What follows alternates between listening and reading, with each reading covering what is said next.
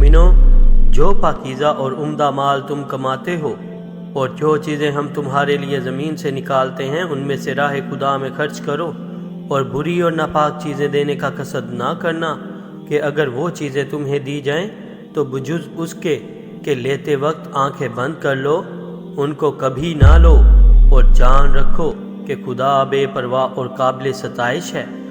اور دیکھنا، شیطان کا کہنا نہ ماننا، وہ تمہیں تنگ دستی کا خوف دلاتا اور بے حیائی کے کام کرنے کو کہتا ہے، اور خدا تم سے اپنی بخشش اور رحمت کا وعدہ کرتا ہے، اور خدا بڑی کسائش والا اور سب کچھ جاننے والا ہے۔ وہ جس کو چاہتا ہے دانائی بخشتا ہے، اور جس کو دانائی ملی بے شک اس کو بڑی نعمت ملی، اور نصیحت تو وہی لوگ قبول کرتے ہیں جو عقل مند ہیں۔ اور تم خدا کی راہ میں جس طرح کا خرچ کرو یا کوئی نظر مانو، خدا اس کو جانتا ہے، اور ظالموں کا کوئی مددگار نہیں۔ اگر تم خیرات ظاہر دو تو وہ بھی خوب ہے، اور اگر پوشیدہ دو اور دو بھی اہل حاجت کو تو وہ خوب تر ہے، اور اس طرح کا دینا تمہارے گناہوں کو بھی دور کر دے گا، اور خدا کو تمہارے سب کاموں کی خبر ہے۔ اے محمد صلی اللہ علیہ وآلہ وسلم،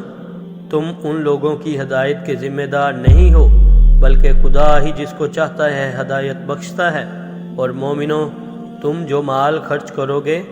تو اس کا فائدہ تم ہی کو ہے، اور تم جو خرچ کرو گے